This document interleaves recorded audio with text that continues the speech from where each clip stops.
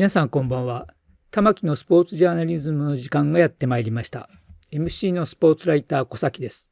このチャンネルはスポーツ文化評論家玉木正之が送る既存メディアとは異なる視点でスポーツの真の問題点を取り上げ考える番組です。コメンテーターの玉木正之さんです。よろしくお願いします。はい、よろしくお願いします。はい、お願いします。今日はスポーツライター入門講座その第3回ということで、いろいろスポーツを学ぶときに何を学んだらいいのか、何を勉強したらいいのかっていうようなことに触れていきたいと思うんですが、その前に小崎さんが私の T シャツを見て、それコンサドーレですねってコンサドーレですね。実はコンサドーレが J2 で優勝した時の、いや、JFL じゃないですか。JFL 時代のものなんですけれども、実はコンサドーレが、もともとは東芝だったんですけどね、川崎にあった。それが赤と黒は東芝の名残ですよね。そう。それが、それが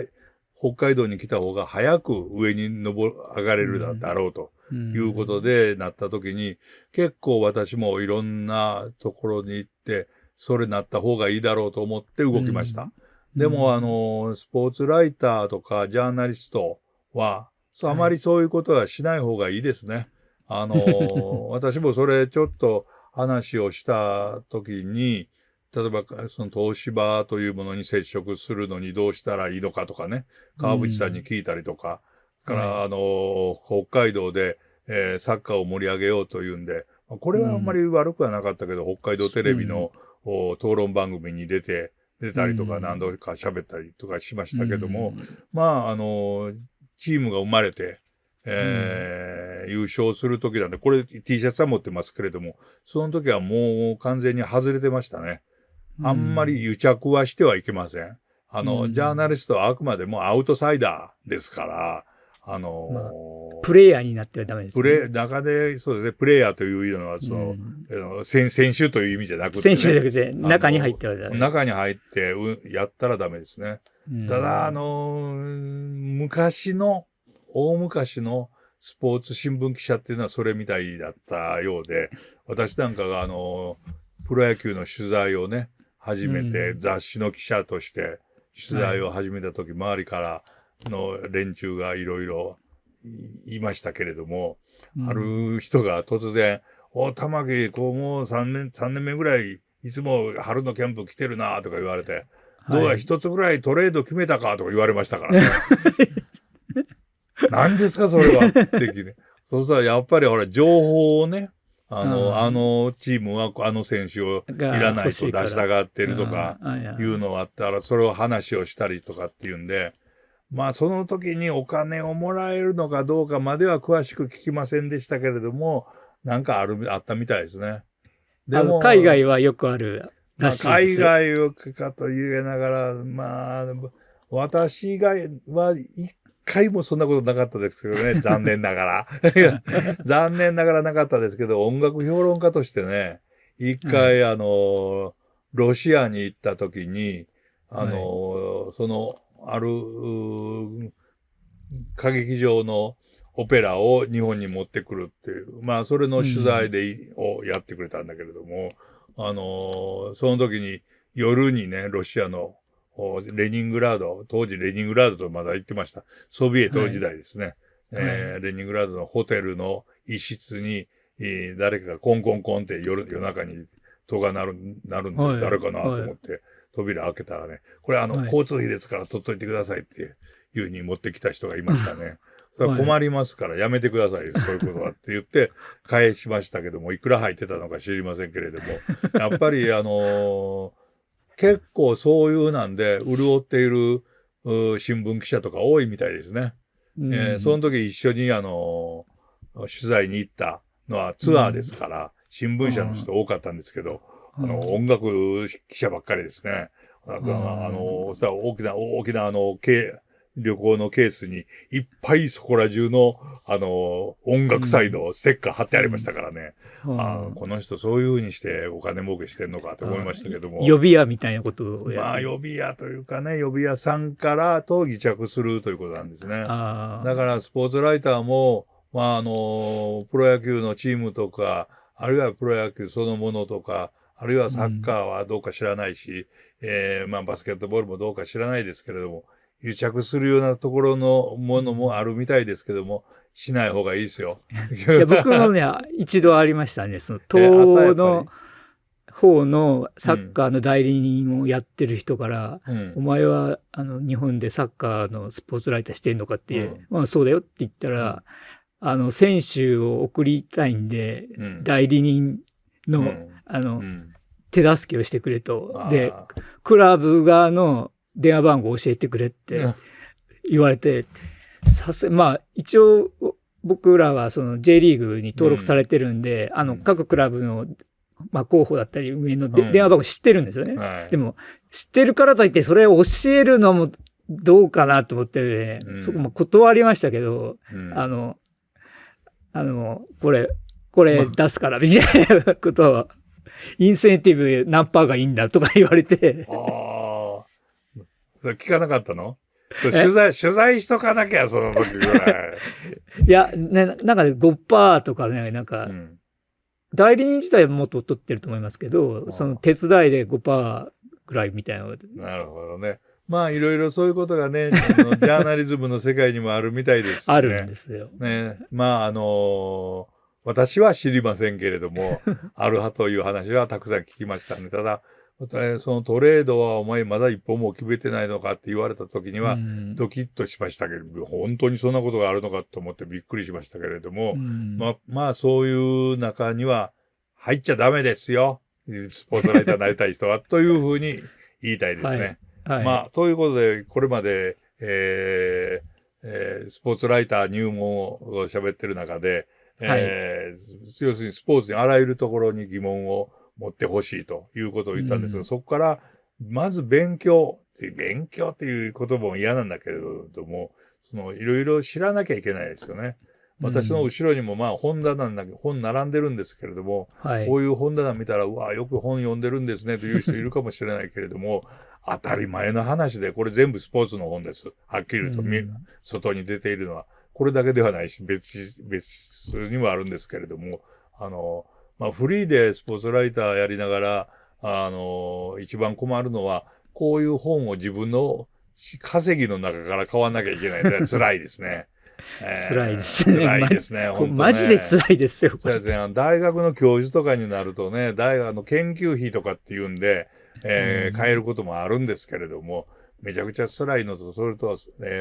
ちょっと一週間前ぐらいに古本をたくさん売ったんですけれども、安かったですね。本当に安かったですね。この前ゲストに出てもらった坂上先生に、いや、古本売っても安いですよって言われましたけれども、本当安かったですね。っていうような話は別にして、こういうふうに本はやっぱり読まなきゃダメですね。スポーツの本って、野球の本ってもう私若い時でも、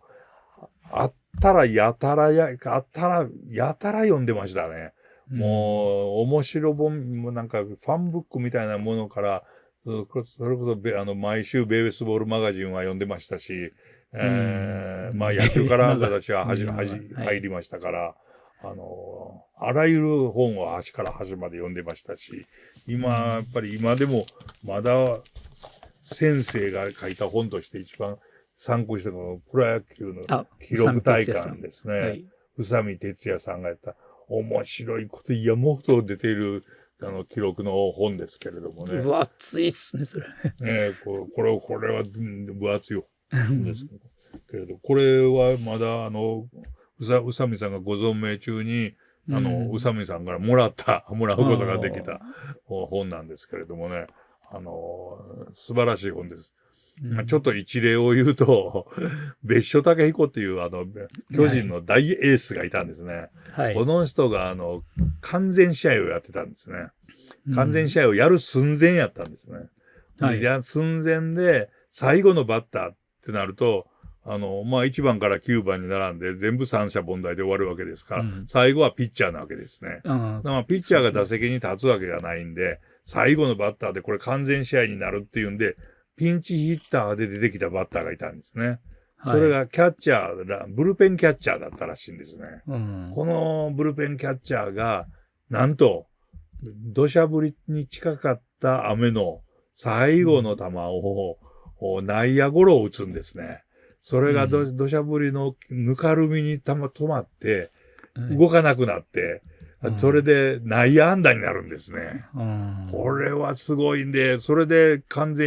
別所の完全試合を止めるんですね。止めるっていうのは言い方おかしいけれども、別所は完全試合をそれを逃したわけです。で、宇佐美哲也さんっていう人の、こういう本を書かれた人の面白さっていうのはそこで止まらずに、その、バッター、これは一体何者だということで、当時はスコアブックを片っ端から調べるわけですね。で、そのバッターが1打席だけ1試合だけキャッチャーとして守ってる試合があったんですね。その試合でエラーしてるんですね。で、エラーしてる上に、その試合のデータを見ると、サヨナラ負けしてるんですね。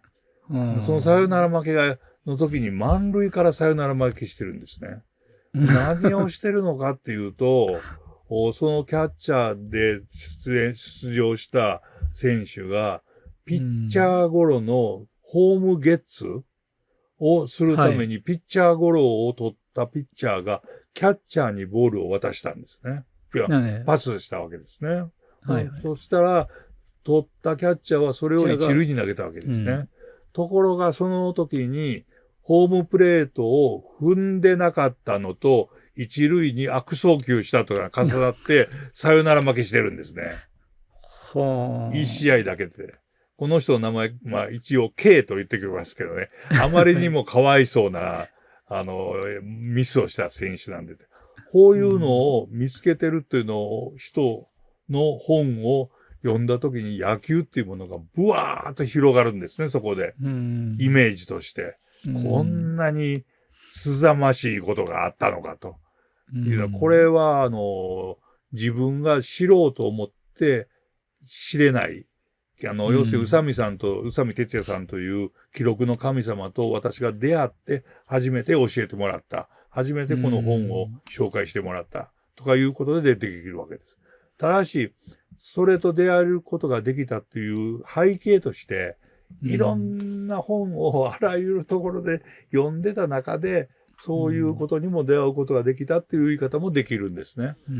だから、サッカーの歴史の本は絶対読まないといけないし、バスケットボールの歴史の本も絶対読まなきゃいけないし、あるいは競馬の歴史っていうのも、やっぱりちょっとぐらいは知っておかなきゃいけないし、っていうことの、なんて言いますか、取材をする前の基本ですね。取材する前の基本を身につけておかないと、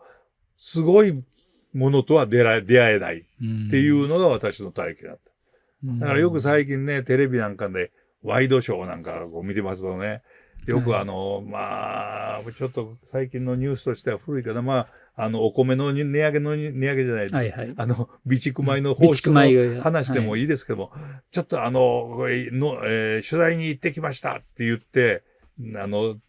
マイク持って、スーパーの前に並んで、どうですかお米安くなりましたかとか言ってる人いますよね。あんなの取材でも何でもないですからね。ないですね。要するに、その農協の米の、農協のと言ってしまったけれども、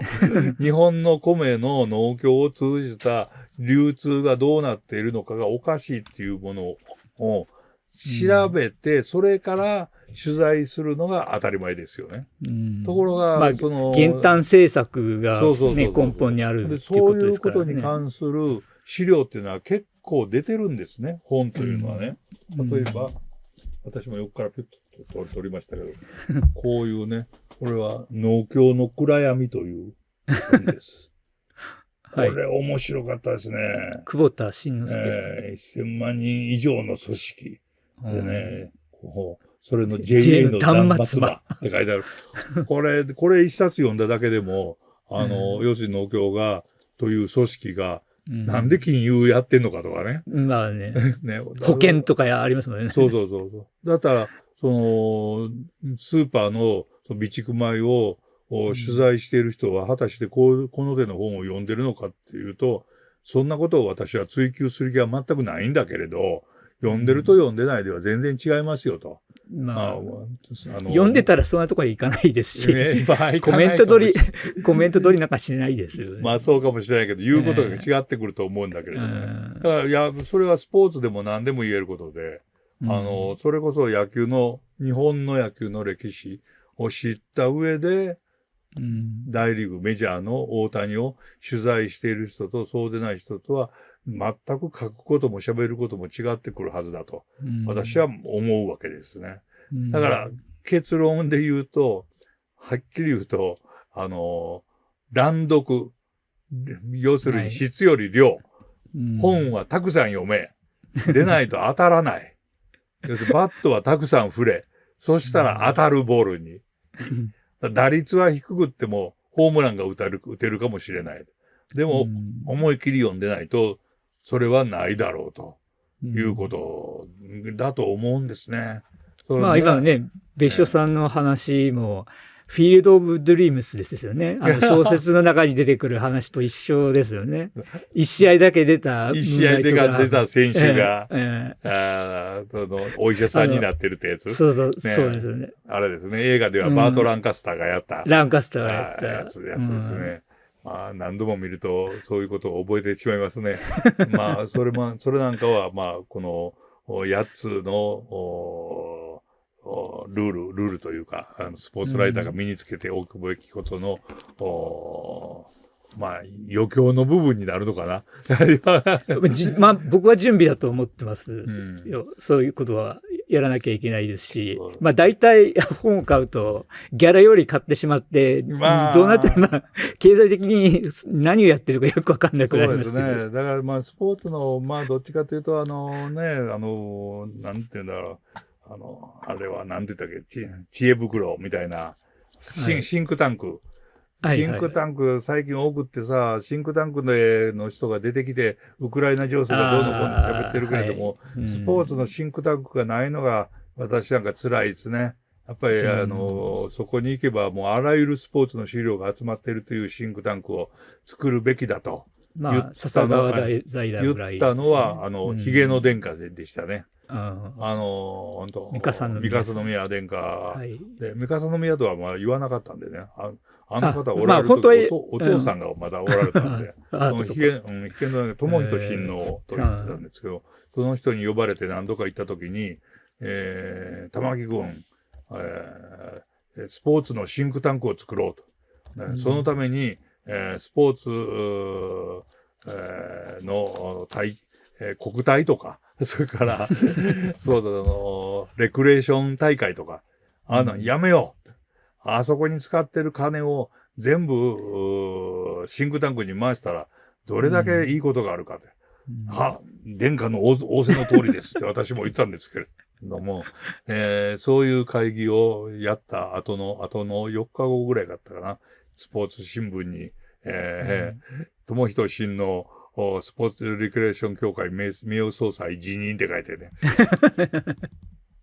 なんか知らないけど、国の圧力みたいなのがね、どっかであるみたいですね。なんか、やっぱり、各県で催しをしたら、各県を旅行で回って楽しめるような人がいるみたいですというね。ベロベロに酔っ払ってる、引率の役員たちを僕は見たことがあります、ね。まあ、そういう人のために、国民じゃない、スポーツ体育大会ですね。今、スポタイですね。あれば、スポーツレクレーション協会もやってんのかな。まあ、それは、もっと詳しく知りたい方は、坂上康弘先生がゲストで出ていただいたこの番組をぜひとも探してみてください。本当に国体がなぜうまくいかないかっていうのを、きちんと日本国の、政治の間違いとして、坂上先生が喋ってくださいました。というような話になってしまいましたけども、要するに、スポーツの何を知るか、とにかく要するにスポーツに疑問を持った後、それを身につけて、それからいざ取材ということになるんだということを忘れないようにしてほしいですね。一時期ありましたね。日光猿軍団で猿軍団じゃない、猿軍団って言ったら怒られるな。日光で猿が暴れまくって困ったっていう時間だったけど、日光の猿の取材に行ってきましたっていうレポーター面白かったですね。こちらでも猿が暴れてます。あちらでも猿が暴れてます。そんなの取材でも何でもないからね。猿の生態についてとか、日光の猿の歴史についてとか調べたんかと、言いたくなりますが、あんまりテレビの悪口はやめてましょう。あんまり言い出すと、最近私がテレビに出られなくなったんで、悲願出ると思われたら嫌なので、やめておきましょう。ということで、要するに結論は一言、勉強してください。スポーツの勉強してください。自分のやりたいことの勉強してください。ということです。はい。今週は玉木正之のスポーツライター入門講座でした。